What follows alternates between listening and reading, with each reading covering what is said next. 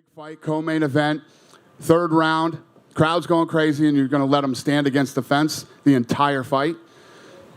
You know, but these are these things that happen. What are you going to do?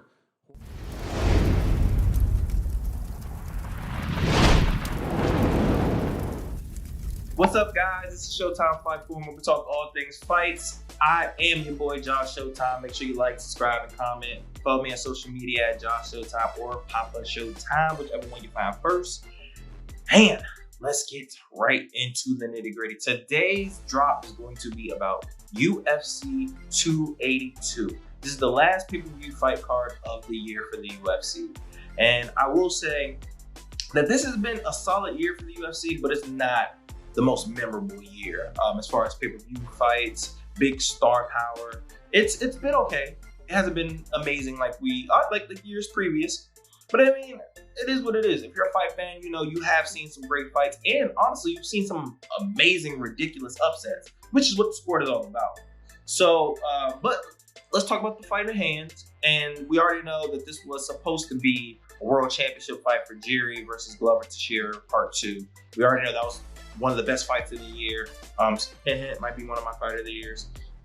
So, you know, we weren't supposed to get a rematch of that, but unfortunately, Jiri got hurt and had to get him bow out. Glover didn't want to fight Ankalaev, so now they made Ankalaev versus Jean as the replacement fight for the obviously eventual hit collision course between Jiri and whoever won that fight. Now that fight I have to talk about last, but that was a complete crap show. Like, we already know. But I mean, first of all, the whole card until the co-main and the main were honestly phenomenal fights. Every fight delivered. Got finishes, really, really fun fights. But there's specific ones I want to talk about. I want to talk about my guy, Paul. Roger Jr. The 17, who's now 18-year-old. So, for people who don't know, this guy was 17 years old when he fought at Dana White's Contender Series. He won pretty easily, and Dana saw something in him and got him a contract. This was his first fight. He was 18. I believe he just turned 18 2 months ago, and he just completely dominated his fight. Now, here's the thing. Like, was he set up to win this fight? Of course he was. Was this guy the best guy in the world? No, of course he was not. But I'm gonna put it in perspective regardless. It is super impressive that an 18-year-old who was just 17 a couple months ago freaking dominates and submits a guy that easy. And I'll put it in perspective by saying Pat Downey. Pat Downey, a Bellator fighter who honestly had all the accolades and all the hype. I can say all of them, but had a lot of the hype that Bo Nichols had, but for Bellator. All-American wrestler, one of the best wrestlers at his weight in the world. Actually, he's an Olympic caliber wrestler who grew up, you know, in the hood, who had like I can say he had striking, but who was tough. We all knew he was tough. We knew he had the grit. I mean, he has the technique in wrestling, and he was a really good Greco guy that he could dominate in Bellator, kind of like how we expect Bo to dominate in the UFC. He lost to a guy that's 2-2. Got knocked out badly at that.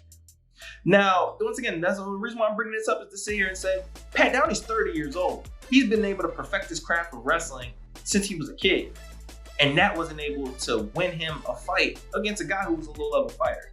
And this guy, Paul, literally just dominated a UFC guy at the age of 18. That's impressive. You got to get that man his kudos. And I'm interested to see how he looks going forward. Build him up slow. He ain't one of those guys, let's put him in there with no, he's still 18.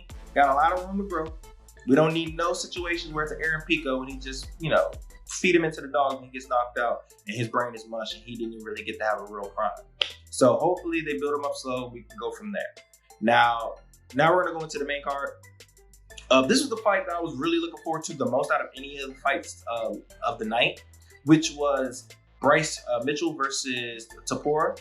I didn't do a recap because once again, I had to catch up from all the stuff that I've missed previously. However, I had Topuria winning by stoppage. Honestly, I had it by TKO. I thought that Topuria's takedown defense was good enough to stop Bryce from being able to succeed. Or I thought Bryce was going to gas himself out by spamming takedowns and not getting them. And I thought that eventually he would get caught sleeping and he would get slapped. That isn't what happened, but it kind of is what happened.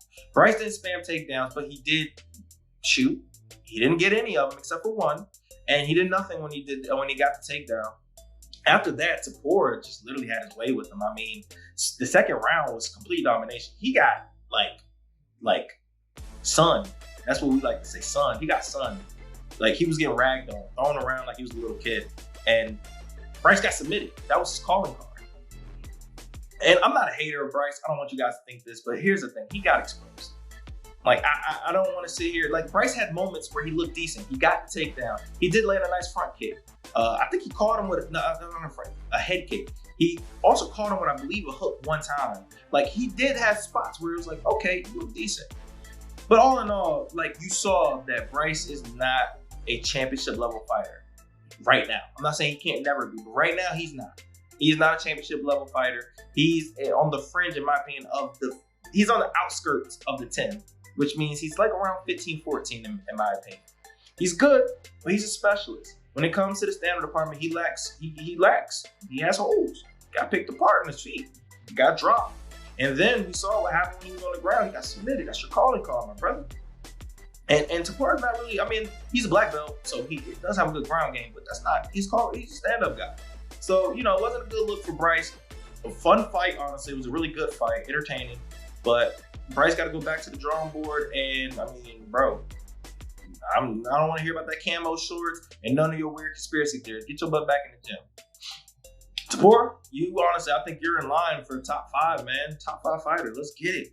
This division is so crazy. 145 is a ridiculously tough division. And I believe that he's ready for a top 5 dog. So let's get it. He's undefeated. He's young. Let's get this thing going. Like, I'm excited. I love that division. It's definitely one of the most talent-rich divisions. So then, next fight. Darren Till versus Dricus. I mean, what more do we really need to say about Darren Till? Darren Till is one of the bigger flops the UFC has had in some time. Like, if you really look at Darren Till and you really break down his skill set and his game, you realize that Darren Till is really not that good. And he wasn't good. No, it wasn't that good. I'm sorry. I don't want to say he's not good. That's disrespect. But he was never an elite fighter. Never. He got a title shot, sure. He got a good, nice, little, cute win streak. But when you really break it down, when he fights any really good fighter, he loses. Stephen Thompson is the only guy and I'm not counting Cowboy. Cowboy is not a 170 pounder. He's a 155 pounder. Wonder Boy was the one win at that 170 where he fought an elite fighter and he won. And that one is honestly debatable. Like, some people think he lost, and it was a boring fight to begin with. But Darren Till, I just lose my mind watching the fight. How have you been in the UFC so long, your ground game is so bad still? Like, how are you take down offenses this bad? You were young in the UFC. There's no excuse on why you haven't developed some kind. You're athletic. It's not like you're not an athlete. You are a good athlete. How have you not developed your skills? Those takedowns were just too easy. Way too easy. I don't care how strong that guy was, man. He didn't fight Chimaev, and that's who he's supposed to train with. Like, it was upsetting. Like, it really was. And I mean, the choke didn't even look like it was fully in. It was a neck crank, basically. You tap from a neck crank. You get like the end of the first round, then towards the second round, you start to pick up a little bit of steam. But it's like, even your calling card, your stand up, it's so predictable at times. Like, it's like, bro, we know what's gonna happen with Darren Till. Darren Till is just gonna literally jab, fake jab, slow jab, fast jab. Then I'm gonna throw the 2. Oh, he didn't get slapped. Dang, that's crazy. All right, let's try it again. Jab. Oh, another 2. Like, it's so predictable. And I've been saying this before about him. So, I mean, I think what's next for Darren Till is LFA, PFL, Bellator, somewhere else. If I was the UFC, would I try to give him another fight? Maybe. I would think about it. But it'll have to be against somebody that's like a sign and trade, basically. Like, oh, I'm gonna sign this guy just to get cut. I'm not gonna put him against a UFC caliber fighter because I don't think he can win. What's more of the point? Maybe cut. I would personally cut him. Like, maybe you need to get your confidence back. But right now, you're not a UFC caliber fighter. You're not. And it's just not a good look. And you're in too tough of a division. You going to 180 or 85, or you going 170. There's too many guys in there that can wrestle, that can honestly beat you in your deficiencies, and you haven't improved on. So yeah, I'm kind of out on him. Now, I kind of don't care to talk about not the co-main, but the Alex Murano fight. One, it was probably one of the most entertaining fights of the night, and the fact that Barasa, I'm sorry, I butchered his name, but I'm just gonna say Santiago. So the fact that Santiago literally even won that fight was miraculous. One of the best comebacks I've seen in the past couple months. Fun fight, but Santiago's not elite, bro. You should have won that fight. Murano did what you want to do. You stood up with you. You got dominated. You got dominated the entire fight. You still have power, which is dope, but we should know from now on going forward that he should only be in entertaining fights. But as far as the title shot, as far as him even trying to work his way back up the ranks, he's not that guy anymore. It's unfortunate, but that's just a fact. Now, the co-main, the fight that a lot of people had issues with, which was obviously Paddy Pimblett versus Gordon. Now, here's the thing about Jared Gordon. I didn't like your third round strategy. That's just facts. I'm cool with you wanting to wrestle, but my thing is, once again, we have to get out this mindset of just control. We have to accumulate damage. He didn't do that. Now, obviously, we say, hey, Josh, how did you score it? I scored it like everybody else. 29-28, Gordon. And yes, you could have made it 30-27 because the second round wasn't in my opinion, that crazy for to say Paddy won. But here's the thing about Paddy. One, your nickname sucks. All right, you nickname yourself Paddy the Baddie. That's weird. That's just a weird name. I'm sorry. Why would you call yourself the Baddie? You're a bad guy? I don't get it. I know where we're from. The Baddie means you a bad chick. So I don't really like it. And then your haircut looks a bit like a school shooter. It's weird. Everything about Paddy kind of throws me off. I think the only thing that really makes him I guess what people say Conor McGregor is just he has an accent. His words aren't even that witty. I don't understand it. I know what's the issue. I know the issue or the big deal in England is because he's a possible star and he's from their country. I get it.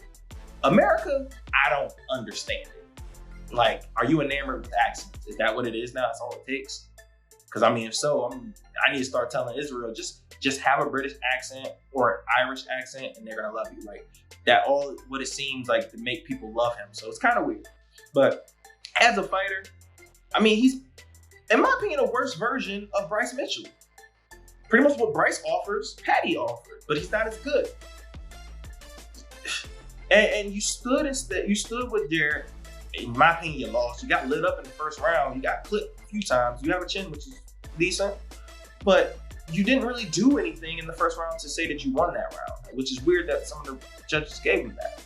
I'm not one of those people that thinks it's conspiracy theory that Dana paid them off. No, I just think the judges suck. I think the judges probably had a bias towards Paddy. I don't think Dana had really anything to do with it. Dana, to my opinion, he looked nervous of the decision. He was like, I don't think he won that. But you guys hate Dana, so you're gonna blame Dana, so I get it. But at the same time, I don't put any on Dana. I put that all on the judges. Y'all suck. That card just sucked. Paddy lost. And I don't know the big deal. He loses fights. It's not like he's undefeated. Who cares if he loses? He needs to get better. But anyways, yeah. Like I said, I agree with you guys. He lost. Was it a robbery? Yeah, he lost. Now, the main event, Ankalaev versus John Balakajiv. That was a very terrible job doing his last name. I'm sorry. I'm just gonna say Sean. But that fight was not a fun fight, especially to cap off the year. I don't think anybody really thought it was gonna be a bit of a barn burner, but it was still a competitive fight. I thought Jean looked great on the stand-up. I was so confused on why Ankalaev kept going for takedowns. Did not keep going for takedowns in the first 2 rounds. I'm like, bro, what is wrong with you? Have you not seen John fight before? His ground game is not good. You can take him down and you can also just ride him out for 5 minutes. He's not going to do much. But it took him getting hurt. And those leg kicks were nasty from John.